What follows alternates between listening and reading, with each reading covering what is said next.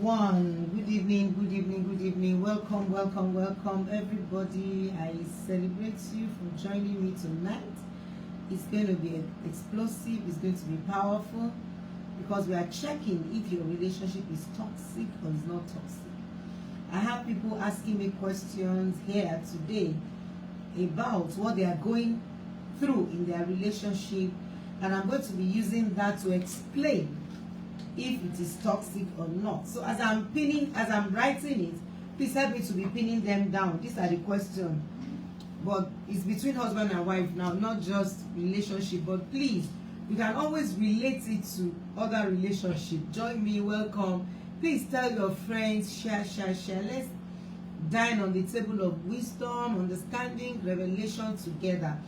Let's take in all we can. We should can all we take, and sit on the can to open the can when we can. Because what knowledge does, knowledge is so simple. It's like, dropping money a little here, a little there in your account, in your savings account.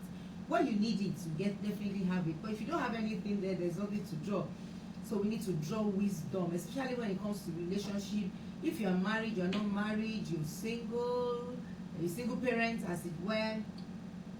You're thinking of getting married one day, please join me and tell people to join.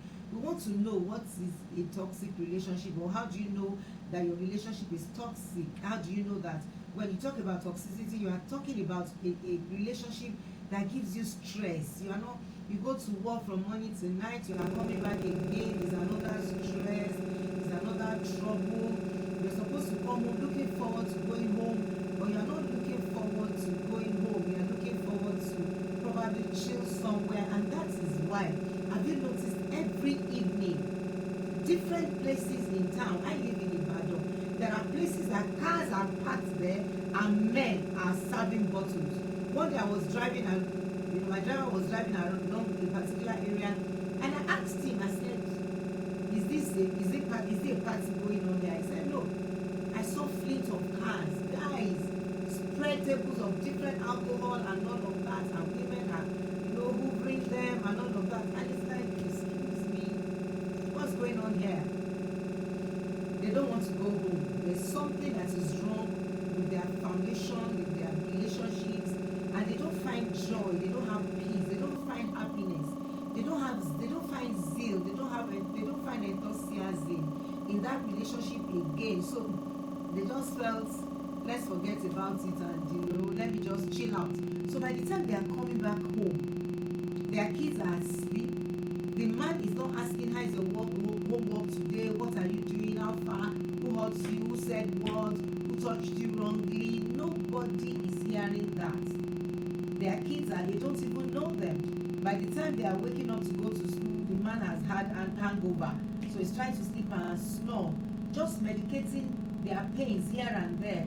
The mother too, instead of trying to manage the fact that the man is not there, definitely it starts to transfer aggression on the children. And I've said it before, let me say it again. Where two elephants fight, grass does not only suffer, grass dies. It depends on the weight of the fight and the length of the fight. So if they say where two elephants fight, grass suffers, no. I don't think we should actually say that. It depends on the length of the fight. If two elephants are fighting on a particular place for like 5, 10, 15 years, the grass will die. There will be no life in that grass anymore. And that is why we are seeing a lot of things happening in our society today. Children are doing all sorts.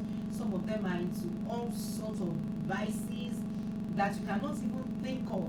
And you don't blame those children. Something happened. Look at the story of a young man who was supposed to be the one that would destroy shame. His name is Mephibosheth. The meaning of Mephibosheth means the one that destroys shame. And there was a fight. The nurse, the nurturer, the person that's supposed to show them the way, the person that's supposed to nurture their lives and tilt them towards good life, towards peace, towards sanity, towards serenity. A war broke out, and the nurturer, the nurse, who is the nurse? Your father, your mother, they're your nurturer. Took him because there was war, there was a fight, and dropped him, and he was crippled both feet. Please don't look at being crippled as being physically crippled. Mentally, emotionally, psychologically, in the way that you're wondering, why is this person that has so much potential, that has so much to deliver, why is this person crippled on both legs, crippled both feet? It is the war that broke out. But one thing I want you to hear me this evening, I want you to hear me clearly this evening. I want you to understand what I'm saying. I'm not rushing intentionally. This is just the first session. I'm going to be taking the question that the person was asking me if it is toxic or not toxic. And all our experiences are here, they will begin to talk about it. Listen to me. No matter how crippled you are because of the family conflict, hear me clearly. No matter the level of damage, crisis has brought to your life, don't stay there. When the king sent for Mephibosheth, he had a choice to say, excuse me, I'm not coming. I don't have to come. I'm crippled. I'm ashamed. People will mock me. People will say things. Let them say. He packed himself in his wheelchair and he went to the palace. When the king saw him, he was shocked. He said, Mephibosheth. Now, the point is being beckoned by the king, being told to come. There's no one that does not have history. There's no one that life has not beaten black and blue. There's no one that will not have a story to tell about what happened growing up, daddy, mommy, everybody being raped, molested by uncle, by auntie, in the church, in the mosque, anywhere. Mentally abused, physically abused, emotionally abused, psychologically abused. But the choice you have to make is to take your wheelchair and come to the palace. Come to the king. When you come to the king may be surprised about your look, but he's not going to be surprised what you are going to be returned to. You know what he said? Mephibosheth, look at you on wheelchair, handsome, the one that destroys shame, having so much potential, a prince for that matter. But he said, no matter what, because you came to the king, come to the king of kings. Because he came to the king, what happened? He was eating at the king's table. The king said, today we are eating together. What a privilege. What an honor to have come to a place where you can call God your father, the king your dad. By the spirit of adoption, you can cry, Abba, Father. Please don't stay in Lodebor. Don't stay in the house of the car. Don't stay where you're going to be called a dead dog. Take your crutches and come to the palace. Take your crutches and come to the palace. Take your crutches and come to the palace. He's waiting. He knows you are crippled. He saw him. He was shocked. He was blown up. He was flabbergasted. But he said, no matter what, it is you that you think that you don't have what it takes to come to the palace. I know I'm the one that made you. I know the potentials you have. I know what you are loaded with. Let's eat in the palace. Let's come to the table. Use my cutlery. Steward, serve him. Cook, serve him. That is what happens when you pack the bits and the pieces of your life and come to the palace. We will take it back. Today we are talking about, is it toxic or not? We want to know if that relationship is toxic. Now, questions are here. My spouse calls me names such as stupid, worthless, and uses sexuality degrading terms. Is it toxic or not? Write it down. My spouse calls me names such as stupid, worthless, or uses sexuality to degrade me, or sexual terms to degrade me. One question. Yes, it is toxic. If your husband starts calling you names, telling you are stupid. Now, I don't understand how men are raised. Now, please don't zero it to gender. It's because she's the one asking. I've seen women that will tell their husband, you are stupid, you are foolish, you are what? You are stupid, you are worthless. If anybody is relating with you and is calling you stupid, foolish, when you are supposed to be lovers, it is toxic. Leave. Please help me to write it. Leave. Now, the point is, I need to let people know something. The reason why a woman will condescend so low to be in a relationship like this, that is toxic like this, something is wrong with your foundation. Something is wrong with you. And what is wrong with you is you have low self-esteem, you feel worthless, you feel useless, you feel you don't deserve the best. A man that will call you stupid, foolish, I'm reading, stupid, foolish, worthless, that person does not deserve you. It does not deserve you. If you don't know the worth of a thing, you will destroy a thing. Where there is no value, abuse is inevitable. Where there is no value, abuse is inevitable. If you value your spouse, you will not call him names or call her names, such as stupid. You know what it means to be stupid? Worthless. You don't have a worth. You don't have a value. Can I say this? What brings a relationship to a place of love, peace, sanity is honor. Honor. And it is clearly written on everybody's forehead, please honor me. Where there is no honor, abuse is inevitable. The moment there is no honor, let me say this to us today.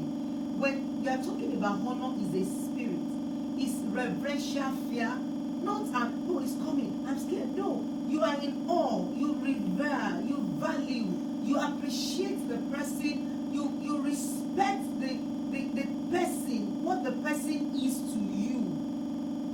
The moment that is not in the picture, it is toxic. Now, don't get me wrong, we have all our emotional, baggages and all of that. But in a relationship where there is love, or there's supposed to be love, warmth, fellowship, sexual relationship, the moment you are hearing stupid, worthless, useless, you are losing strength. Because relationships thrives in honor. Listen to me.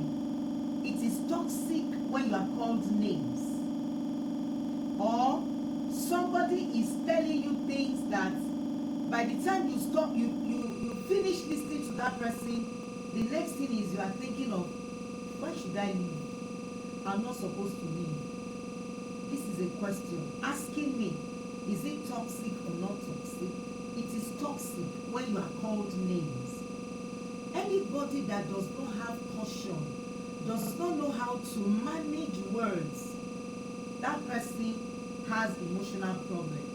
The person needs to grow. Don't tell me, that's me. Rigidity is an energy of a fool. That's not you. That is your fallen nature. I wish I should read scriptures to you here today. I don't want to make it a church thing or a pastoral thing. But listen to me. When you read the word of God and you are growing, you will drop some weight. Lay aside every weight of sin that easily besets you. We call it weight. You drop it. You jettison. When you stop being toxic in a relationship, you start enjoying the bliss of that relationship. Every relationship is supposed to be blissful. It's supposed to be powerful. It's supposed to be full of emotions. There must be energy. There must be enthusiasm. There must be ecstasy. Emotions. You must have goosebumps. You must be looking forward to. You must be enthusiastic about the person. You must be missing the person. You must be able to look at that person and say, Life is not good without you. But when it is toxic, you withdraw. You go back to your shell. Another question. My spouse mocks and belittles me. I told you I'm not talking about husband or wife alone. Both parties does that. Let me tell you something. If you are the kind of a person that have this character of this sarcasm, you are going to kill your relationship. You know, a sarcastic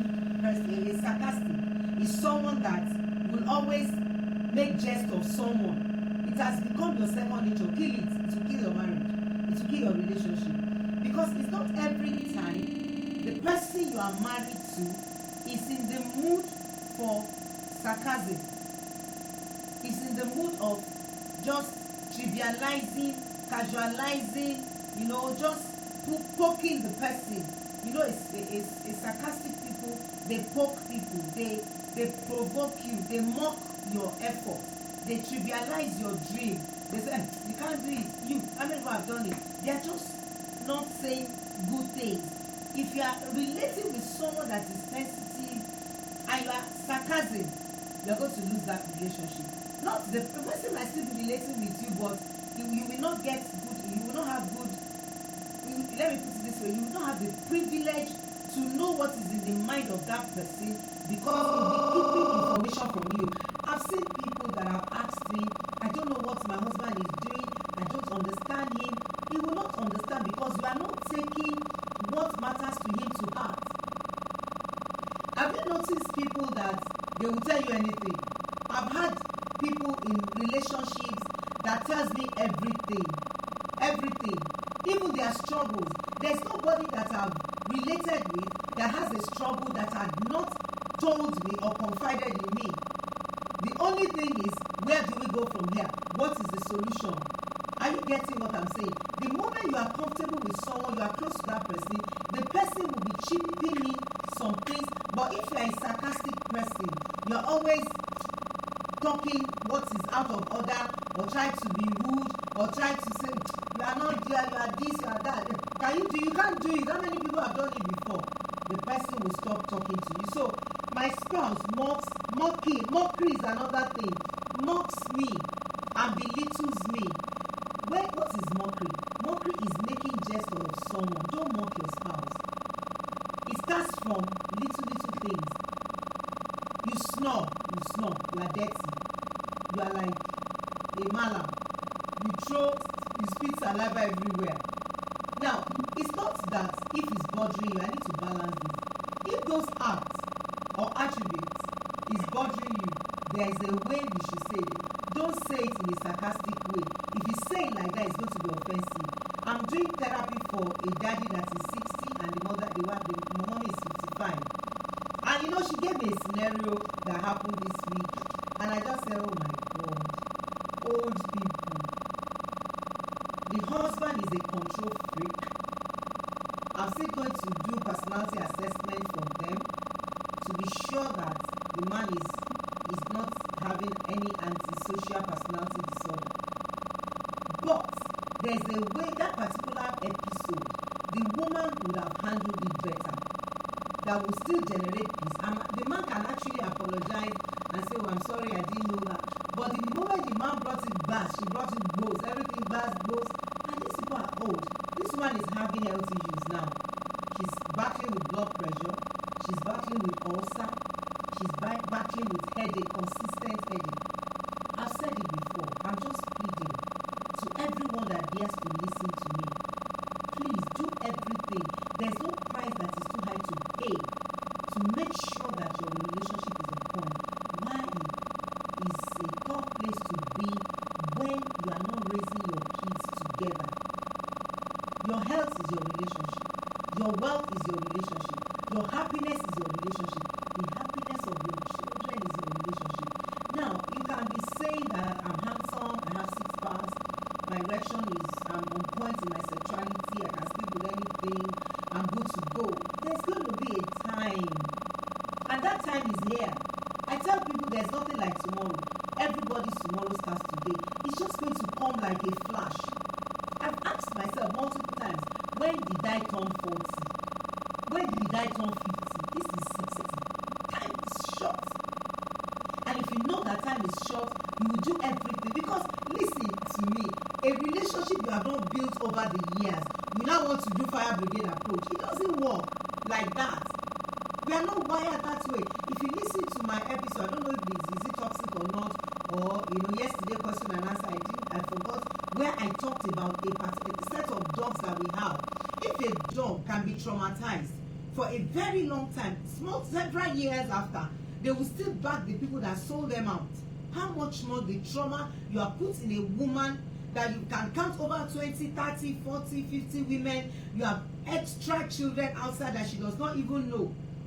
But you are now having sleepless nights and saying, I want to tell you something. And something is bothering me. I just want you to know that I have a child outside. When you are now dead, you now discover that they are 25. You cannot sleep well. I said your wealth, your health, your happiness. The happiness of your children is determined by your relationship. You may not be bothered about your health. You may not be bothered about your wealth. You may not be bothered about your happiness when you are old. A time is coming. You cannot sleep on the bed you did not lay well. Because by the time you are not expecting the nurturing, the love, you won't find it. You won't find it.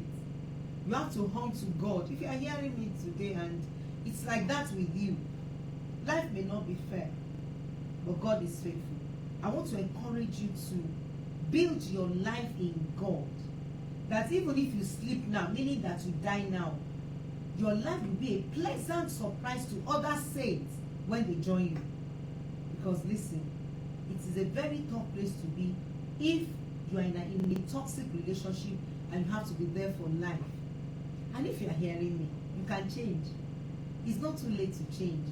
You can start going back.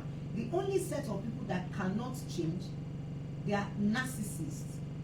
They have personality disorder.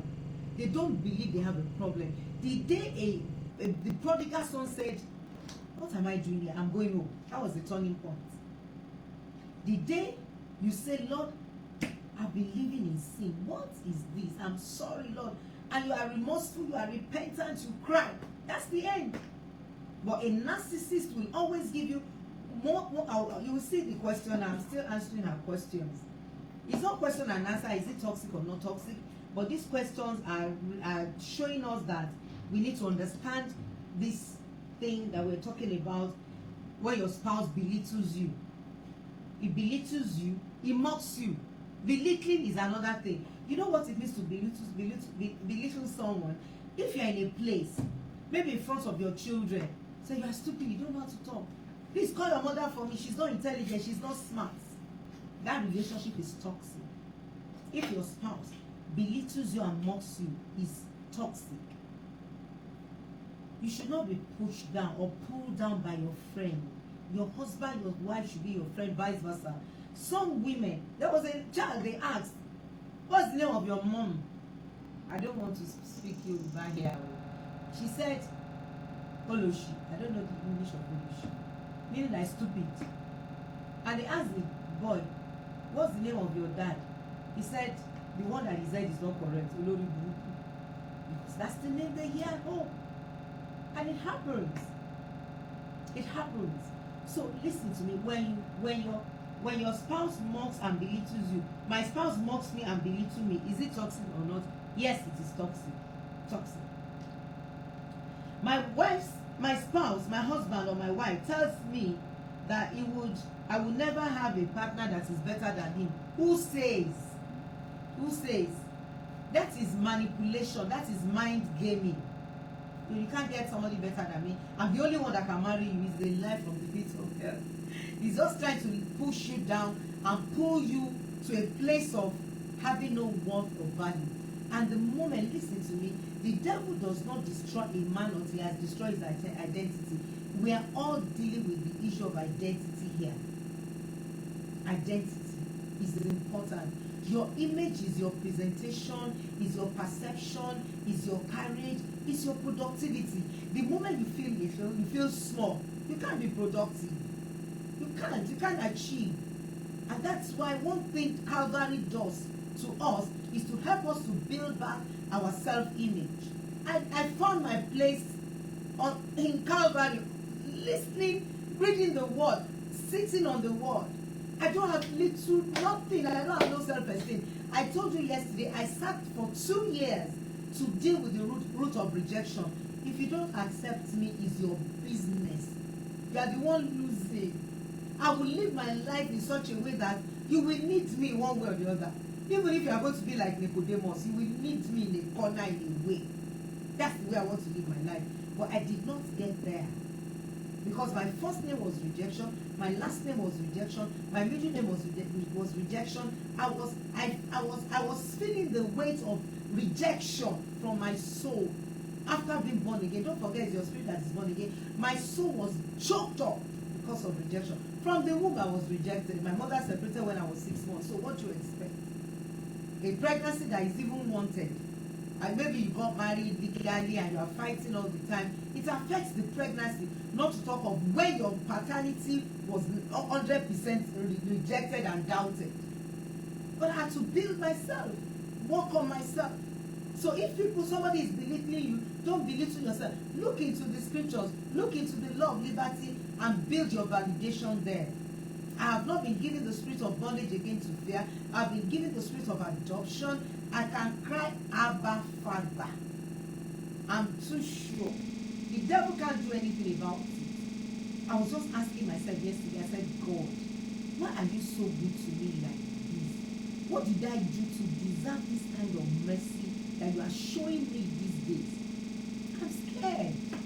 Because I'm his love, I'm his beloved, I'm his sweetheart, I'm his life. His life is my life. His life flows in me. I had to go. I had to get there. I went there intentionally. So if you are being belittled, don't belittle yourself. As a matter of, somebody shared me to write, little people belittle people. Little people belittle people. When you are little, that's when you're going to start pulling somebody down. It's a very simple thing. You can't pull me down and go up. You have to pull me down and you come down.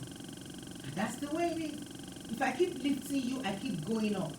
Life is simple. That's why the Bible says, as long as the earth remains, seed time and harvest will not cease. There's no time to harvest. So if he mocks you, belittle you, is toxic. That's why when you are raising your children, teach them to be polite, be nice, so they get used to not being sarcastic, being rude, being nasty, easing. I know some people, they are so used to easing. I don't do it. Oh God, maybe this year I've just eased once or once or twice. We are not a snake. It's a bad habit. Because when you keep easing over your children, easing is a curse over your children. So my spouse mocks me and belittles me. Is it toxic? Or yes, it is. My spouse tells me no one else wants me as a partner. Okay, I've said that. My spouse pressures me to do things I don't want to do. Maybe let's start from many things. Well, let's start from a particular type of sexual relationship. Maybe anal sex to start with. I don't want to go into that. Whatever sexuality you want to involve yourself with in your marriage, it must be consensual. If you are not comfortable with it, tell your spouse, I am not comfortable. If you are comfortable with it, enjoy. God did not tell us what we should do when we are getting married. That's the truth. Bedroom is your business. As long as you are not watching pornography. I said it yesterday. So let me not go to that. But if you are not willing to do something, listen to me. In marriage, there must be persuasion, convictions. Now, hey, this one I'm saying is very dicey. It depends on what and what. If life is going to go for it, you need to sit down to dialogue. Reach a compromise. Maybe in the choice of your children's school, for instance, there must be a consensus, there must be an agreement before you make any move in that area, because if anything happens, you're going to bear the brunt. Now, but if it has to do with, maybe I don't want to go to school, maybe I don't want to do a particular business, and your husband insists that you should do that business or you should get involved in that, and you don't feel like it's not nice, it's toxic. The Bible says, let all man be persuaded. That's why you have to see yourself in the light of your husband's life. That will help you to key into his mandate or whatever is. I'm saying mandate because I'm used to ministry. It could be business, it could be entrepreneurship, it could be maybe he has a shop, maybe selling something, it could be anything. So you need to be persuaded. The next one is, my spouse threatens to leave me and take the children. I have over, this is toxic. I have over, I can't read it now, over 15 questions in the light of this. Please, I don't know how to do it. My hands are full. Africa is not a good place when it comes to issue of relationship and resolving conflict. I went to the court today. I discovered that, oh God, the cases of domestic violence is becoming alarming. You know why? Number one, financial pressure. Number two, men are on drugs. They are taking things. So when they do that, they become violent. Financial pressure is major. And when men are financially buoyant, I don't want to be negative, they get frustrated, they start drinking, they start smoking, they start doing things that is making them to forget. You know, I had it when I was young, they say I drank so that I can forget my sorrow. You don't forget your sorrow, you pick your sorrow back. You get back to a mental state that you yourself may not like yourself at the end of the day. The best place to be when you are under pressure, like hearing me, is to build your relationship with God. By the time you do quiet time or you pray for 1 hour, you are going to blast out like Satan, come, let's fight. If you have the God, come and meet me. That is the place of strength. Alcohol will not give you strength. Prostitution will not give you strength. Adultery will root out your life, will not give you strength. Drugs, sickness, alcohol will not give you strength. The only place for strength is your work, your consistent relationship with your Creator. And it's not sudden. You should not be a sugar daddy person. I said it yesterday. Now there is a problem. Let's rush it. You can't rush it. Rome is not built in a day. The longest journey on how start with a step. So you keep taking one step, baby steps, into your emotional investment, spiritual investment, emotional investment, your quiet time, your study, your worship, your prayer. I've danced myself to stupor.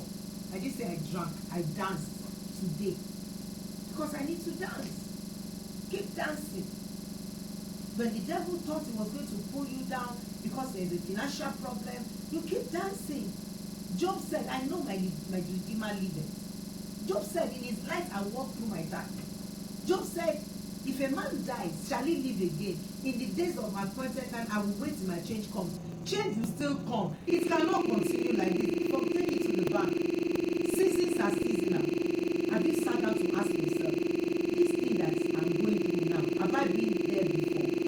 How did I overcome? This one will soon pass. It will also pass. Another season will come. So why do you want to commit suicide? Why do you want to kill yourself? Why do you want to engage yourself in an act that will not destroy you mentally? Let me make you laugh. I was telling a man, he said he doesn't have money, everything is bad. I said, Sam, if you don't have money for toothbrush and paste, go and look for tree stick, yes, and brush your teeth. Because if you say that because you don't have money, you are not brushing your teeth, when money comes, you will not be able to laugh. You will laugh when money comes. So you should not allow yourself, allow your destiny, allow your future to be jeopardized in the name of things that are not working out well. Because that's what happens when people start nagging, threatening to take. I've not even gone back to threatening to take the children. My spouse threatens to leave me and take the children. I said I've had cases this week about this issue of I will take your child away from you. Let me tell you, because I know some people still watches this program. The one I had about 2 weeks ago, we had over 1,000 people that watched it. So others who wants to hear wisdom will watch it. Listen to me, guys. Men, listen to me. You know, when I sit up like this, I mean business. Listen to me. If you think taking your children away from your husband, from your wife, is punishing her, you are punishing your old age. You are punishing your future. Who will help you to raise a child as a man? You just want somebody in the neighborhood to start putting their hands in your daughter's private parts. You are just going to introduce your son to drugs, to alcohol at that tender age. No matter how angry, I don't want to say how insane you are, no matter how angry you are, leave those children to where they will be nurtured. If you as a woman, you know that you are not responsible enough, you don't have what it takes to nurture those children, let their father have them. As a man, you know that you don't have what it takes to nurture those children, let their mother have them. Because listen, go out there and see children. You will be listening to some voice notes tomorrow about being wise sex parent, being wise sex parents. You will see, you will hear things. So this threat of I'll take the children away from you, I'll take the children to where? Can somebody help you to look at your market and it will look like your own? It's not possible. Now let me say this. Even if they follow themselves, if they follow each other separately, I said let them follow their dad, let them follow their mom, they are still damaged. Fully damaged. I've been screaming this over the years. If you have ears, hear what I'm saying now. If you see any red flag, black flag, don't marry that guy. If you will still have good children for a good man, please. Because it will transcend you. It will go beyond you. If you are a leading lady, you lead people, when you notice that something, listen, don't tell me, oh, she doesn't have faith, she does not believe. No. You can do heart transplant, you cannot do head transplant. It's going to be difficult for you and the children. And after some time, you just tell yourself, I don't want to die. Children, whatever. That's what happens. And these children did not force you to bring them to this world. You said life is good, they should come and chop and eat and enjoy. That's the essence. And don't forget, you are going to be accountable to God for your children, because children are God's heritage. But every act, every action, every reaction is written down. Hey, the day I discovered from this book, from the Bible, that every event of our lives are being recorded, me, I changed my ways. Because there are some videos some people would see, say, woman of God, a man of God. So you actually went to that woman's room and you removed your trousers. You actually slept with that boy in the study. Hey, with that girl in the study. I said boy because I have homosexual pastors. You actually slept with that boy in the study. Oh God, I'm going to play something to you tomorrow. Please don't miss being toxic. I mean, be wise parent tomorrow. Don't miss it. Don't miss it for anything. You will listen to that conversation and I will break it down. I know my pain. I know my passion. My mess is actually my ministry. My mess is my message. When I'm talking to you with this mouth, you should understand that she knows what she's saying, because this gospel, I've touched it, I've felt it, I've handled it. Pain brought me to this ministry. Pain. And you don't want your children to suffer what you have suffered. Mercy is the only one that can bring a child from a dysfunctional home out, unruffled and unscruffled. They might be doctors, bankers, lawyers, professors, damaged professors, damaged doctors, damaged bankers. That's the point. That's the point. Oh. My spouse speaks poorly about me to others, his family, friends, neighbors, church, etc. That's a narcissist for you.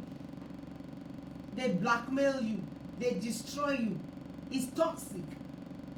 Very, very toxic. Destroy you before people.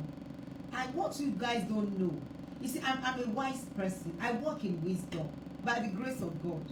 The moment you keep destroying somebody before me, I question you immediately. That's the way I'm wired. I do a lot of listening. But when you keep destroying somebody before me, I know you will destroy me before someone. Sometimes people do things and I'm shocked. I've seen little in this little life, this little life. I've seen a lot. If you are the kind of a person that belittles your spouse or speak poorly about your spouse to his family, hey, can I ask you a question? If you die today, if you are married and you die, who takes care of your body? If you are married, your dead body is not your family's dead body. It's the husband that buries the wife, that buries the wife, husband's family. Meaning that your life, your death is in that home. So why would you destroy your spouse before your family? And they too, they are helping you to potty the house of termites. They are feeling comfortable with it. Listen, wisdom is profitable. If you feel comfortable because somebody is destroying, maybe your son comes to destroy his wife, grandma, grandpa, you're not saying it's my son. I have to listen to my son. You are doing yourself. You won't eat the fruit of that son. Because if his home is broken, he will come and say, Mommy, you destroyed my home. Some children are very confrontational. They will say it. So be balanced. There's no room for prejudice.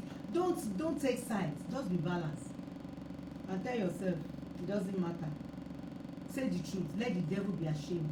And you know one thing about life is, when you start saying the truth and you stand for the truth, people will respect you at the end of the day. They may not like you at the beginning, and of course you don't want people to like you at the beginning of your truth. But later, truth has a way of setting free. And that's why I will never lie to anybody till I die. I will always say the truth. Oh, the next question is, I don't feel okay about me. Okay, my spouse speaks poorly about me with his family, friends, neighbors. As a matter of fact, let me say it again. If you destroy your spouse, you are destroying yourself. Because 1 + 1 is 1. So if you keep belittling, insulting, speak badly of your spouse, you are speaking badly of yourself. As far as I'm concerned, I don't feel free to challenge my husband or disagree with him.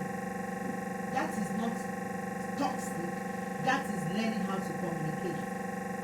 In communication, hear me, if you want your husband to listen to you, because that's the question she asked, learn to sandwich your communication. I will teach you now, then I'll close. Never confront without a compliment. Never confront. If you can help me to write it, I will appreciate it. Never confront without a compliment. The moment you become a critic, people will avoid you. You want to say what you want to say in a complimentary way. I'll be practical a little bit.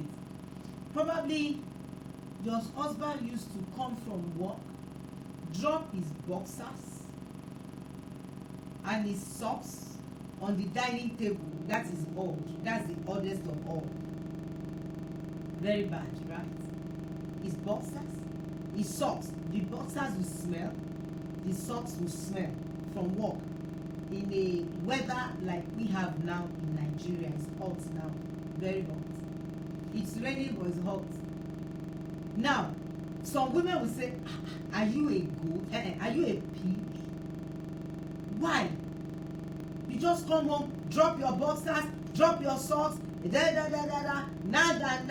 Oh my God, you have killed ego. You have killed the man's ego here. He first of all tell you the story of your life. I'm the one paying the rent. I'm the one footing the bills in this house if it's the one. I'm the one feeding you. What is your problem? You are talking to me like that. That is on the side.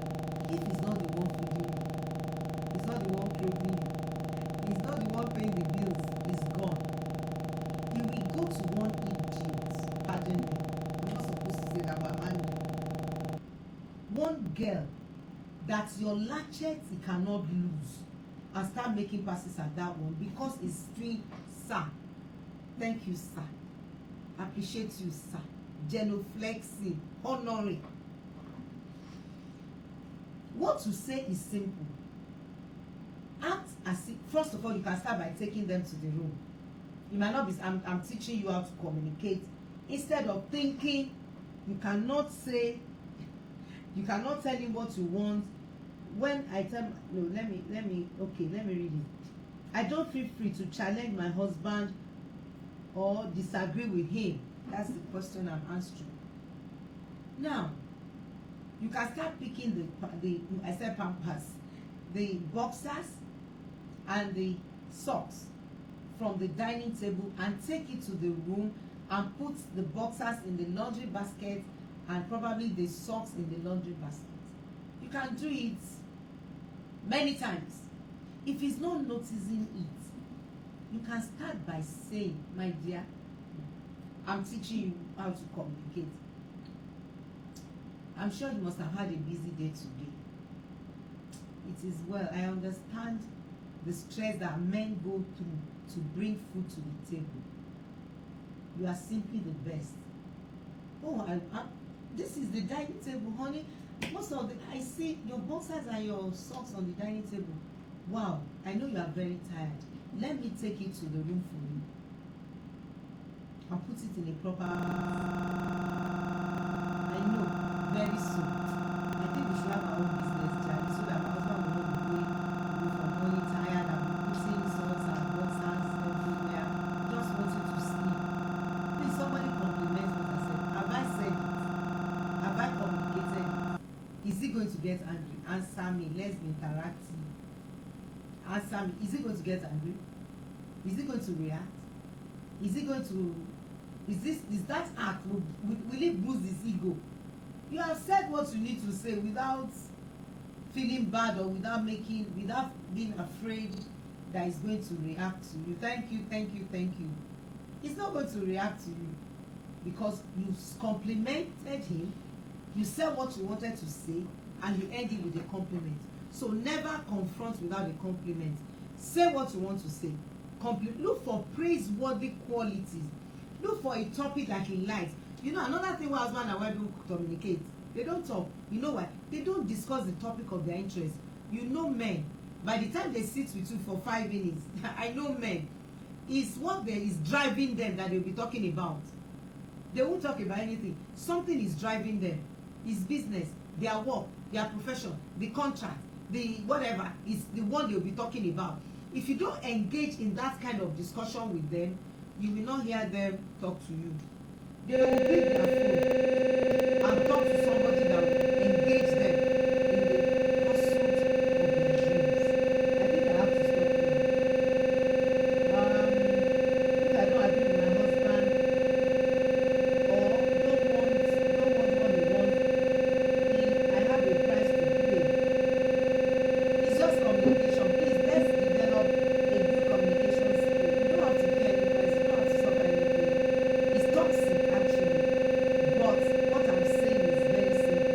If you know how to say it, you are going to say it well, and you're going to get good results. Have you ever asked yourself, how did Delilah handle Samson? Sweet words. The man was going to die in the hand of the woman, and he was still nice. He said, honey, tell me, let me the source of your power, tell me, so that I can kill you. And he said it. The first time he said it, he lied. Delilah was not angry. Communication. That woman is super intelligent, anointed by the devil to get a whole powerful man. And listen, powerful men are gotten like by Delilahs of life. What you are using to react because I'm in your house, I'm your wife, and your wife, you are misbehaving. Those girls will bow. They stoop to conquer. They worship them. They hero honor them. They do things. And a man that is not wise, he wouldn't know that he's entering the trap of the devil. He will now be brought over and say, look at you, you are my wife. You don't respect me. Other women respect me. They are setting you up. They want to turn you to a piece of bread. They will remove your eyes. But women, be wise. The second time, he lied again. Do you know what it means when a man lies to you once? That is the time a woman will withdraw. Go and learn wisdom. He lied, yes. He said, the secret of my power is there. And if he said, Philistines, come and kill him. He has told me. And he yanked it off. That was enough for Delilah to say, I'm not talking to you again. Let me pack my things and go. He was consistent. He was resilient. He was determined. He has been paid to finish that man. There's a price that is on our lives. We have been paid to keep our relationships by the blood of Jesus. Please don't get me wrong. I'm not talking about narcissists. There's nothing you do. You buy narcissist clothes. You pay his bills. You buy him cars. You come at the end of the month. You hand over your salary to him. You can't. I'll be talking about narcissism and their quality later and what you will see in them later. Those ones they cannot. You can't. Don't waste your energy with them. It's a waste of time relating with a narcissist. Marrying one, both male and female. But I'm talking about a relationship that is just little hiccups here and there. Pay the price. Work on it. It's possible. It is achievable. It is attainable. You can be there. You can get there. Colorfully, gloriously, and your generation will celebrate you. Wow, any question? Let me take one or two. If you have any question, can you ask me before I leave? Any question?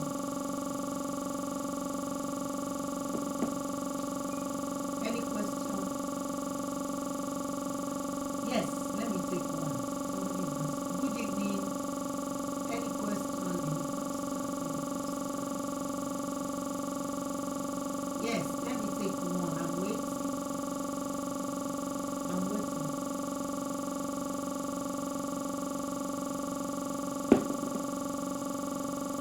Good evening. Yes, a question now. I'm waiting for your question. Yes. Okay, if you don't have any, yes, good afternoon, Sister Debbie. Your question, please. Are you writing? Okay, let me know if you're writing your question so that I'll wait. We have just few minutes to leave. Any question? On Facebook, anyone?